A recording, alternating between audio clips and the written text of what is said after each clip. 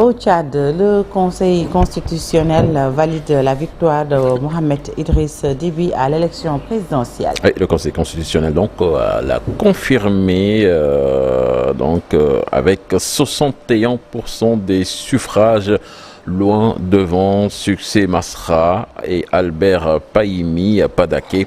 Le Conseil constitutionnel a repoussé les recours déposés par ces deux hommes contre les résultats de la présidentielle du 6 mai dernier. Nous parlons de la situation à Gaza avec l'État hébreu, Israël, qui va répondre ce vendredi devant la Cour internationale de justice aux allégations de l'Afrique du Sud selon lesquelles il aurait intensifié une campagne génocidaire avec son opération militaire à Rafah. Pendant ce temps, la Fédération palestinienne de football, elle a demandé à la FIFA de suspendre Israël lors du congrès de l'instance mondiale à Bangkok.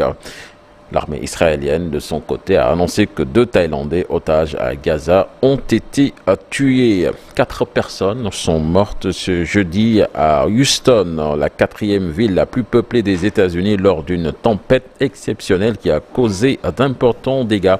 Des pannes de courant massives et des chutes d'arbres, a annoncé le maire John Whitmire.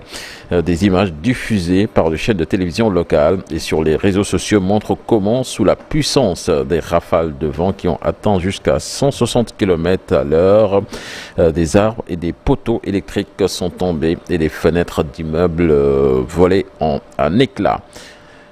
La famille d'Adama Traoré a annoncé ce jeudi se pourvoir en cassation après la confirmation en appel à Paris du non-lieu pour les gendarmes qui ont interpellé ce Malien.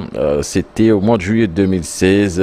Adama Traoré, qui est devenu l'emblème des accusations de violence et de racisme contre les forces de l'ordre en France.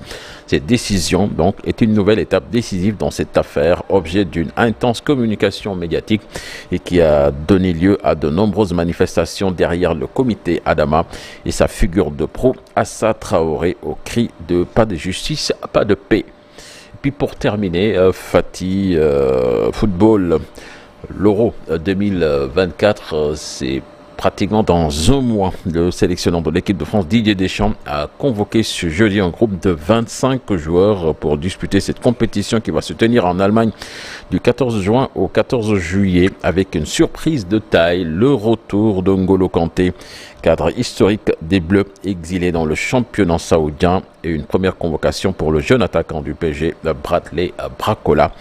Rassurez-vous, c'est pas N'Golo Kanté de la rédaction de TFM.